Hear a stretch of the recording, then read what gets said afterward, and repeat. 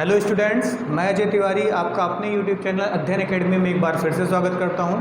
यहां पर complex number की पूरी एक सीरीज चलाई जा रही है जिसमें ये 5वीं वीडियो है। इसके पहले 4 वीडियो आ चुकी है जिसमें डिटेल में आपको कॉम्प्लेक्स नंबर के बारे में बताया गया है। कॉम्प्लेक्स नंबर का कॉन्जुगेट कैसे निकालेंगे, कॉम्प्लेक्स नंबर का मॉडुलस कैसे करेंगे, कॉम्प्लेक्स नंबर का स्क्वायर रूट कैसे निकालेंगे, ये सारी चीज़ें आपको उसमें बताई गई हैं।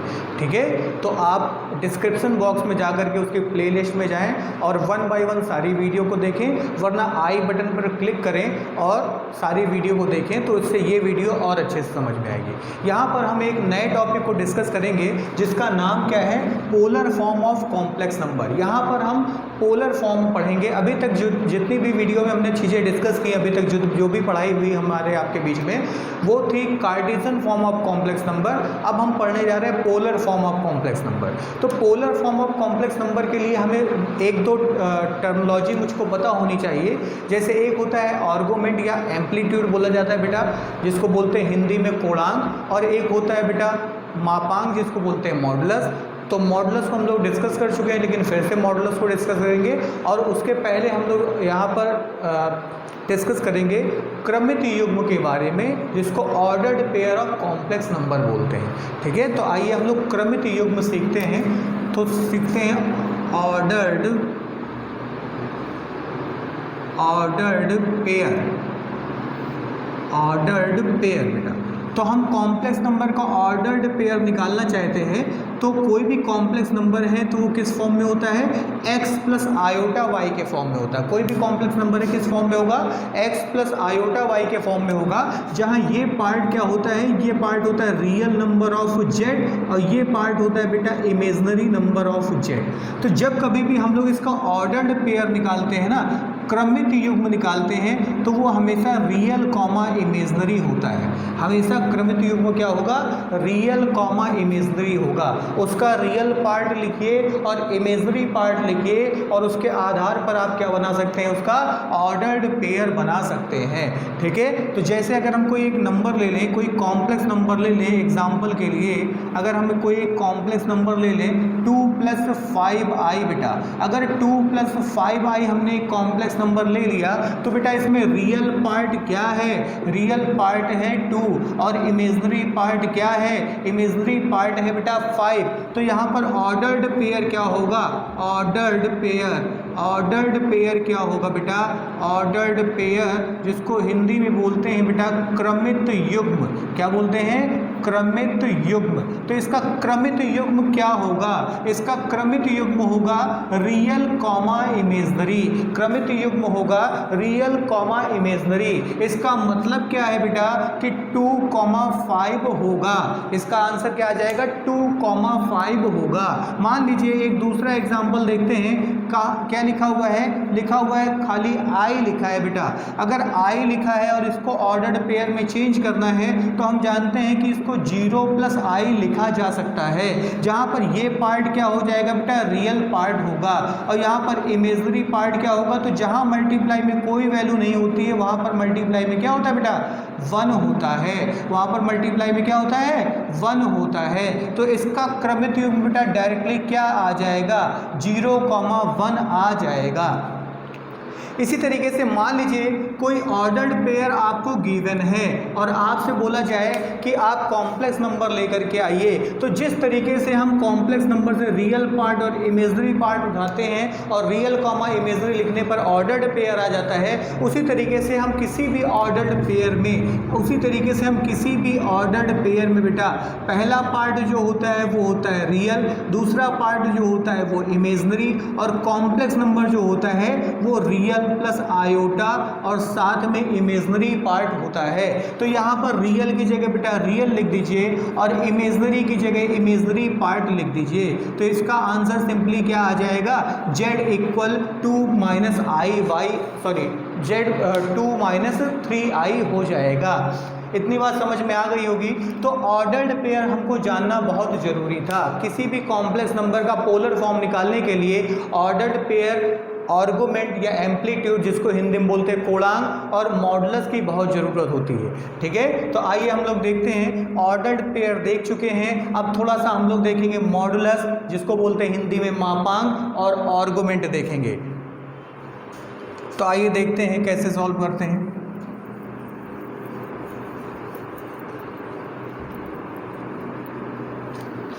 तो इसके लिए कोई भी कॉम्प्लेक्स नंबर है बेटा, कोई भी कॉम्प्लेक्स नंबर है उसको कॉम्प्लेक्स प्लेन पर हम लोग क्या करते हैं, रिप्रेजेंट करते हैं। कॉम्प्लेक्स प्लेन, कॉम्प्लेक्स प्लेन का मतलब सम्मिश्र तल, कॉम्प्लेक्स प्लेन का मतलब बेटा सम्मिश्र तल।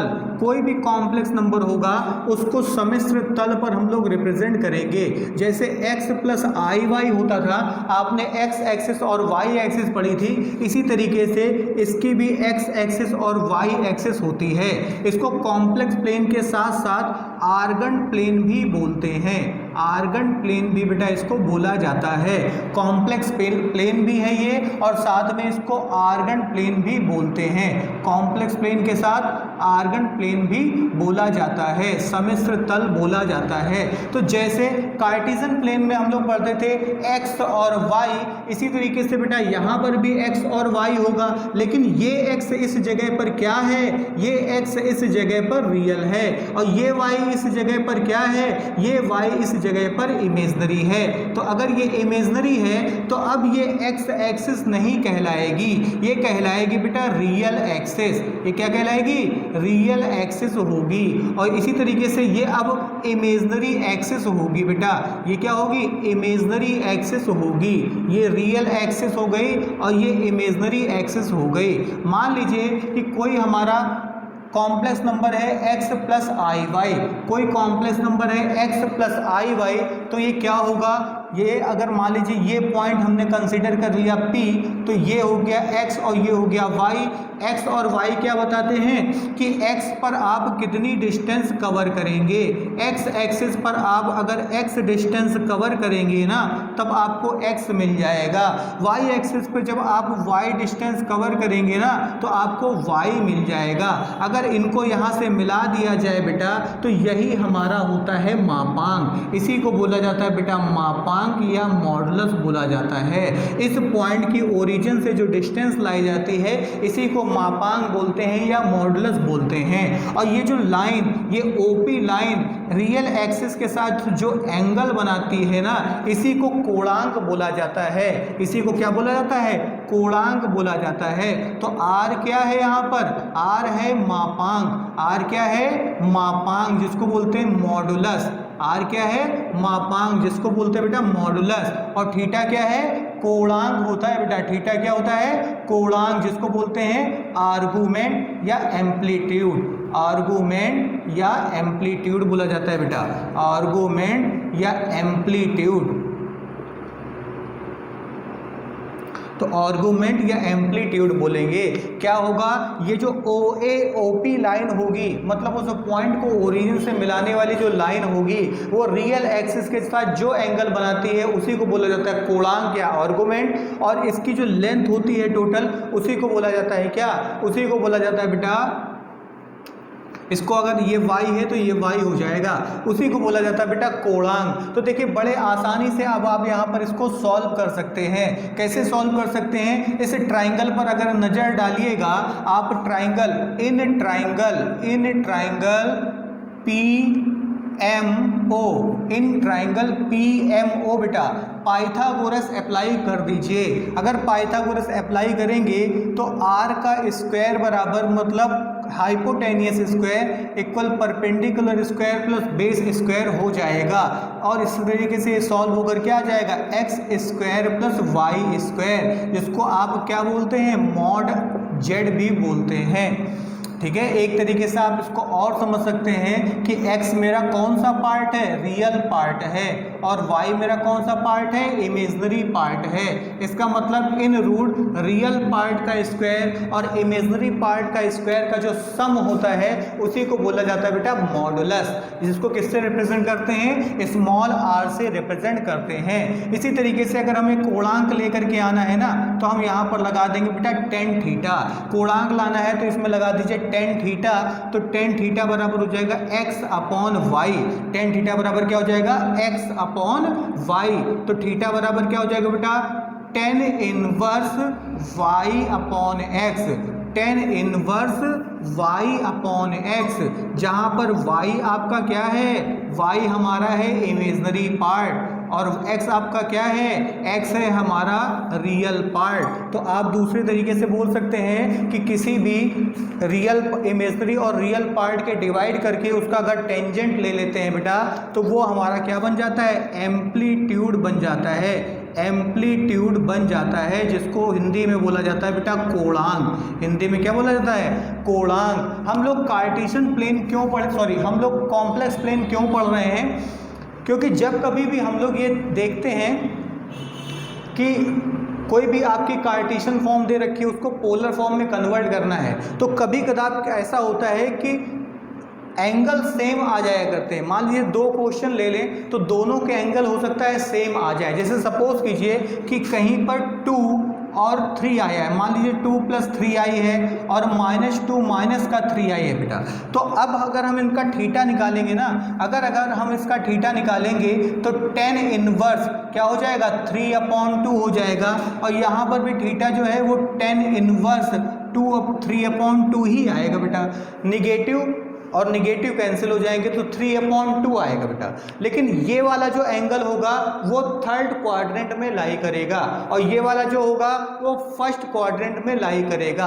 तो कहाँ पर एंगल लाई कर रहा है इसको जानने के लिए, कहाँ पर कॉम्प्लेक्स नंबर मेरा लाई कर रहा है उसको जानने के लिए कॉम्प्लेक्स प्लेन की जानकारी होना बहुत जरूरी है। अभी धीरे से आप समझ जाएंगे, अभी हम लोग सॉल्व करेंगे इसको, ठीक है। उम्मीद करते हैं यहाँ तक समझ में आ रहा होगा आपको, ठीक है। अगर समझ में आ रहा है तो वीडियो को अभी तुरंत लाइक करें, सब्सक्राइब करें चैनल को और शेयर करना ना भूलें।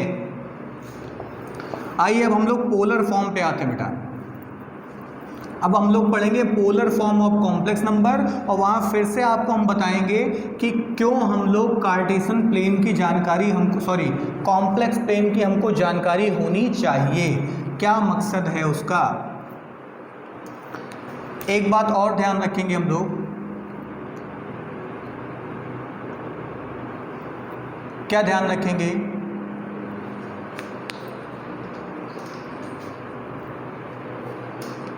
बेटा एग्जिस्टेंस ऑफ थीटा देख लें कि थीटा कहाँ पर एग्जिस्ट करेगा, किस किस केस में। सपोज कीजिए कि ये हमारा कोई कार्टेशियन प्लेन है, ये हमारा रियल एक्सिस है पॉजिटिव वाली, ये हमारी रियल एक्सिस है निगेटिव वाली, ये हमारी इमेजनरी एक्सिस है निगेटिव वाली और ये हमारी इमेजनरी एक्सिस है पॉजिटिव वाली। मान लीजिए हमने एक कोई कॉम्प्लेक्स नंबर लिया है बेटा, कोई कॉम्प्लेक्स नंबर सपोज कीजिए Z1 ले लिया, वो इस जगह पर लाई कर रहा है, तो ये क्या बना देगा बताइए, ये बना देगा थीटा। क्या बना देगा, थीटा एंगल बना देगा, ठीक। अगर इस जगह पर लाई कर रहा है, अगर इस जगह पर लाई कर रहा है तो एंगल क्या बन जाएगा, तो यहाँ पर एंगल बनेगा बेटा पाई माइनस थीटा।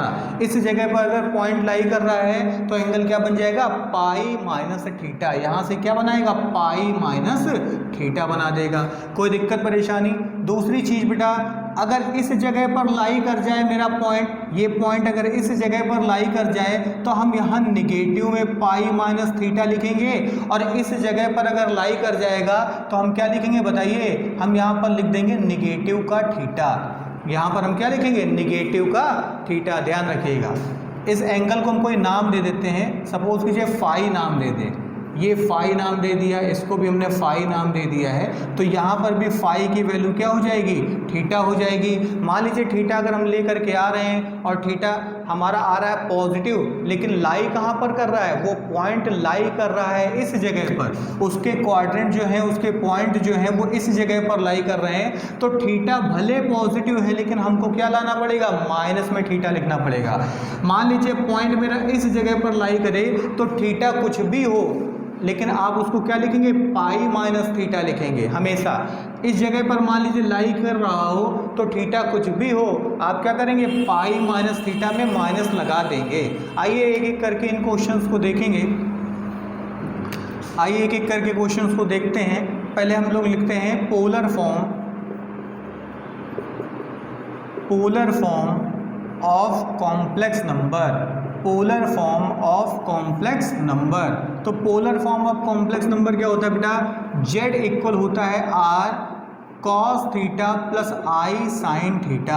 इसीलिए हमको मॉडुलस पढ़ना जरूरी था और इसीलिए हमको क्या जरूरी था, आर्गुमेंट पढ़ना जरूरी था। एम्पलीट्यूड, कोणांक पढ़ना बहुत जरूरी था जो पहले पढ़ लिया, और मापांक पढ़ना जरूरी था। और ये जेड लाई कहाँ करेगा उसकी जानकारी के लिए हमको क्या चाहिए था, ऑर्डर्ड पेयर। अगर ऑर्डर्ड पेयर एक प्लस, क्योंकि इस जगह पर क्या आएगा बताइए, इस जगह पर ऑर्डर्ड पेयर प्लस प्लस में आएगा, इस जगह पर ऑर्डर्ड पेयर माइनस प्लस में आएगा, इस जगह ऑर्डर्ड पेयर माइनस माइनस में आएगा, और इस जगह ऑर्डर्ड पेयर प्लस माइनस में आएगा। मान लीजिए हमने ऑर्डर्ड पेयर में कन्वर्ट किया उसके कार्टेशियन फॉर्म को, जो भी कॉम्प्लेक्स नंबर दिया हुआ है, और वो इस तरीके से कहीं पर लाई करता है, तो उसके एंगल को भी हम इसी हिसाब से सेट कर देंगे, ध्यान रखिएगा।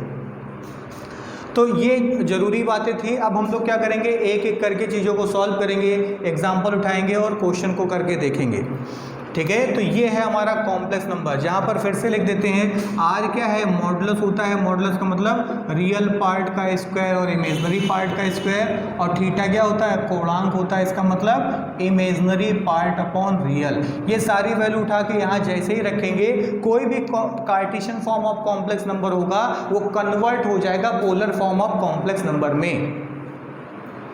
आइए क्वेश्चन करते हैं।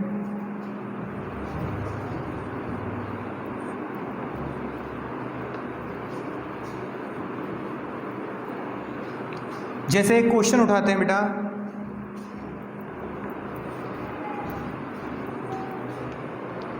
सपोज कीजिए एक क्वेश्चन लेते हैं,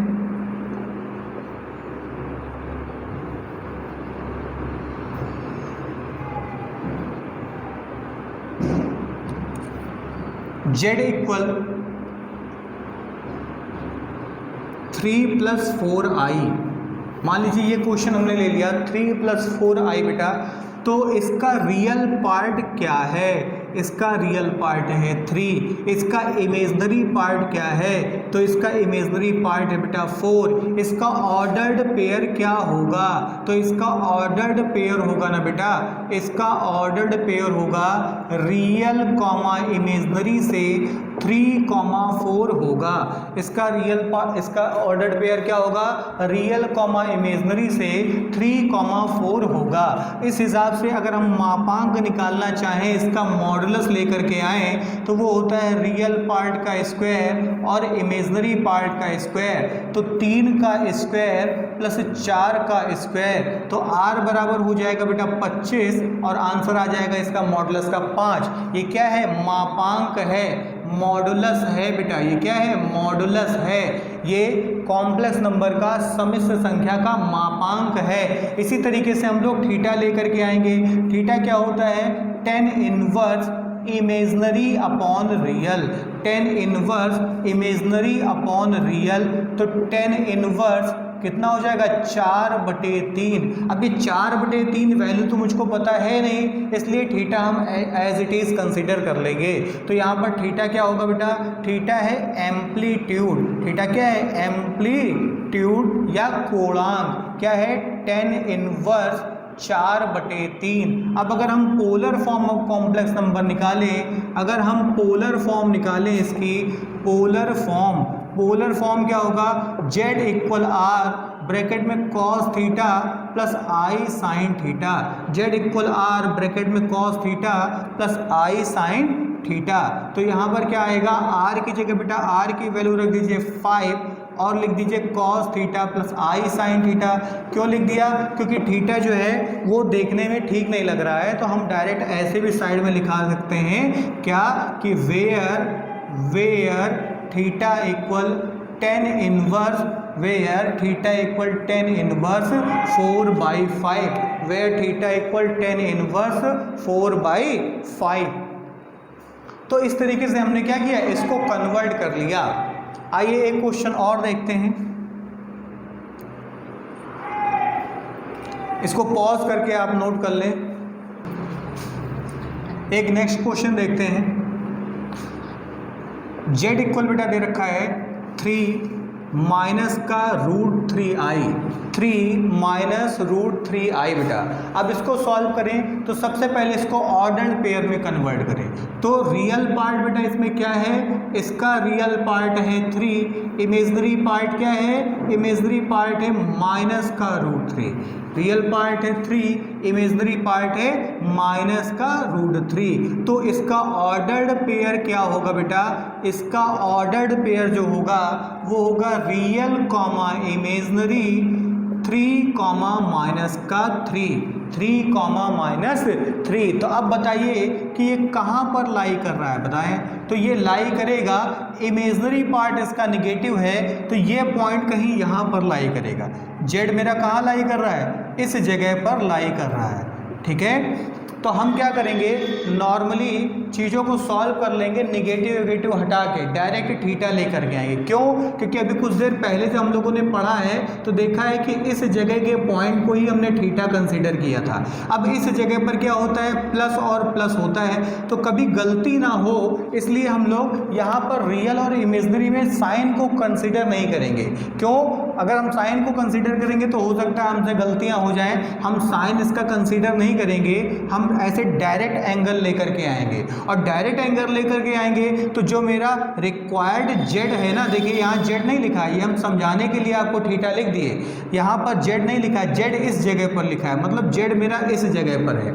हमने जो अभी कुछ देर पहले पढ़ाया था, इस टाइप का ग्राफ पढ़ाया था कि इधर थीटा, इधर पाई माइनस थीटा, इधर माइनस थीटा, इधर माइनस पाई माइनस थीटा, उसमें हमने थीटा निकाला था। और थीटा किसके लिए था, थीटा था tan inverse imaginary upon real था, मतलब ये पॉजिटिव में ही आएगा। तो या तो आप साइन को लेकर के चलें तो वहाँ पर गलती होने की संभावनाएं बढ़ जाती हैं। तो चिन्ह कुछ भी हो, आप चिन्ह को छोड़ दीजिए। नॉर्मली आप जैसे थीटा निकाला जाता है पॉजिटिव रख के निकाल लीजिए, फिर अपने जेड को देख लीजिए कि जेड लाई कहाँ कर रहा है। अगर जेड इस जगह पर लाई कर रहा है तो उस थीटा में हम लोग माइनस लगा देंगे। अगर जेड इस जगह लाई कर रहा होगा तो उस थीटा को पाई में से घटा देंगे। अगर इस जगह पर लाई कर रहा होगा तो उसमें हम क्या करेंगे, पाई में से घटा करके माइनस लगा देंगे।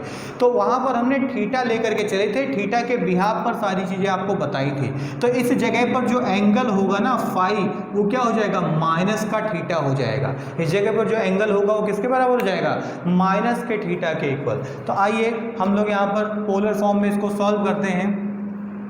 तो पहले हम लोग इसका क्या निकाल लें, मॉडुलस निकाल लें, मॉडुलस। तो मॉडुलस आर बराबर क्या होगा, मॉडुलस आर बराबर होगा रियल पार्ट का स्क्वायर प्लस इमेजनरी पार्ट का स्क्वायर। ये हो गया बेटा कितना, 9, और ये हो गया 3, बन जाएगा 12, और 12 का होता है 2 रूट 3। 12 का क्या होता है, 2 रूट 3, ध्यान रखिएगा। तो 2 रूट 3 बेटा आर आ गया। अब इसके बाद आ गया एम्पलीट्यूड। एम्पलीट्यूड मतलब थीटा क्या होता है, tan inverse imaginary upon real, tan inverse imaginary upon real. तो tan इनवर्स इमेजनरी की जगह क्या लगा दें, इमेजनरी की जगह लगा देंगे हम रूट 3। इमेजनरी की जगह क्या लगाएंगे, रूट 3, और इसकी जगह लगा देंगे 3। देखिए अभी हमने साइन नहीं लिया है, माइनस का साइन कंसीडर नहीं किया, नॉर्मली हम कर रहे हैं। इसको इससे काटेंगे जब, तो tan इनवर्स बेटा, tan इनवर्स 1 अपॉन रूट 3 बनेगा।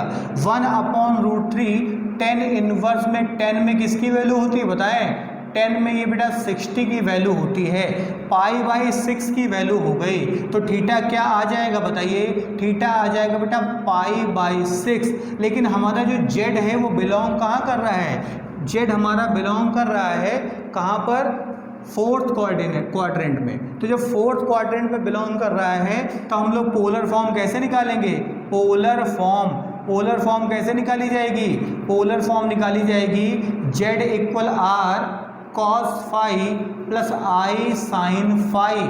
अब वहाँ पर फाई नहीं कंसीडर किया था क्योंकि वहाँ थीटा पॉजिटिव था, तो जब थीटा पॉजिटिव था तो कोई चेंजमेंट था ही नहीं। अभी यहाँ थीटा की जगह क्या आ जाएगा बताइए, थीटा यहाँ पर निगेटिव लिया जाएगा क्योंकि जेड कहाँ लाई कर रहा है, जेड लाई कर रहा है बेटा फोर्थ क्वाड्रेंट में। तो अब यहाँ पर वैल्यू रखिएगा तो आ जाएगा 2 रूट 3, और क्या आएगा बताइए, कॉस पाई बाई 6 निगेटिव में, कॉस पाई बाई 6 निगेटिव में plus i sine pi by 6 negative में।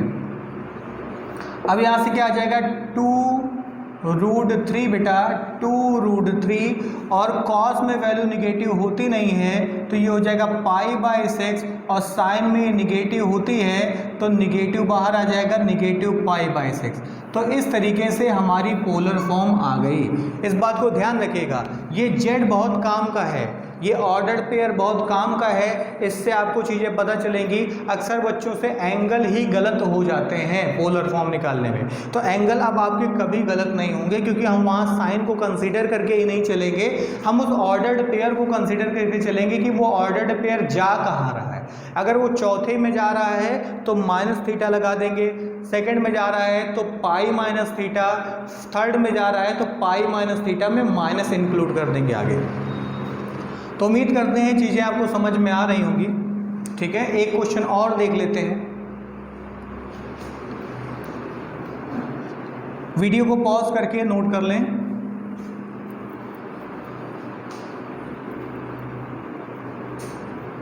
अच्छा, अगर इसको चेक करना हो कि ये आंसर ठीक है कि नहीं तो आप इनकी वैल्यूज़ यहाँ पर दोबारा से पुट कर लें।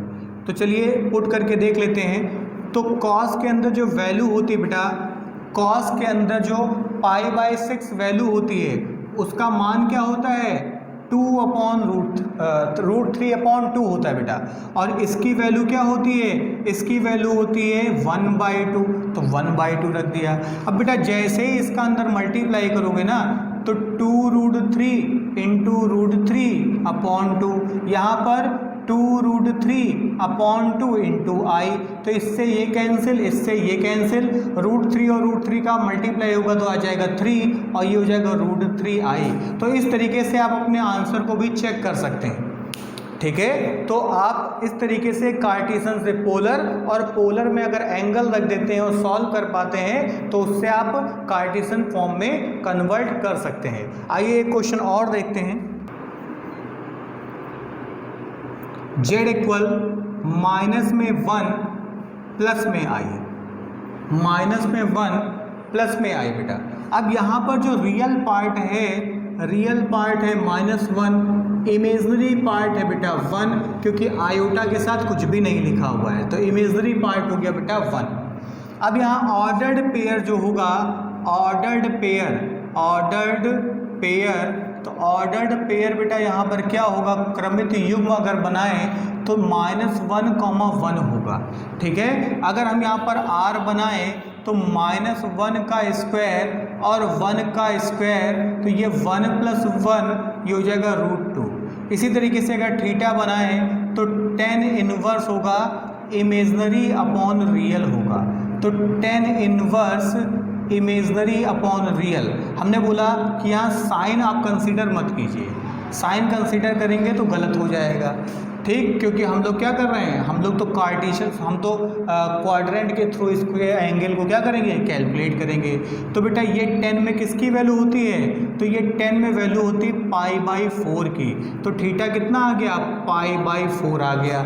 अगर ये वैल्यू मेरा फर्स्ट क्वाड्रेंट में जाएगी तो हम थीटा ही कंसीडर कर लेंगे, अगर मान लीजिए किसी और क्वाड्रेंट में जाती है तो फिर हम फाई की कुछ ना कुछ वैल्यू निकाल करके रखेंगे। तो आइए अब देखते हैं कि ये कहाँ पर जा रहे हैं। तो ये वैल्यू जो है रियल वाली वो है निगेटिव। ठीक है, तो रियल पार्ट यहाँ पर है पॉजिटिव, यहाँ इमेजनरी पार्ट होता है पॉजिटिव, यहाँ पर इमेजनरी पॉजिटिव और यहाँ रियल निगेटिव बेटा। तो अब रियल निगेटिव है और साथ में ये, तो ये इस जगह पर बेटा आएगा और इस जगह पर जो एंगल लिया जाता है ना वो क्या लिया जाता है, π-θ लिया जाता है। क्या लिया जाता है, π-θ। तो हम फाई यहाँ पर क्या निकालेंगे, हम फाई निकाल देंगे π-θ। तो पाई में से हमने π/4 को घटा दिया और आंसर आ जाएगा बेटा 3π/4। एलसीएम लो तो 4π - π तो 3π/4 आंसर आ गया। अब अगर पोलर फॉर्म निकालने जा रहे हैं, पोलर फॉर्म, अगर हम पोलर फॉर्म निकालेंगे तो z इक्वल होता है r cos θ plus i sin θ। अब r की जगह r की वैल्यू रख दीजिए, r की वैल्यू कितनी है, r की वैल्यू है बेटा √2, r की वैल्यू √2 और यहाँ पर आ जाएगा cos 3π/4 और I sin 3π/4। ठीक है, तो इस तरीके से हमारा आ गया क्या, इसका आंसर आ गया। इतनी बात समझ में आ गई। अगर ये चीज़ें नहीं आप ध्यान रखेंगे ना तो देखिए आप इसको बना देंगे माइनस का पाई।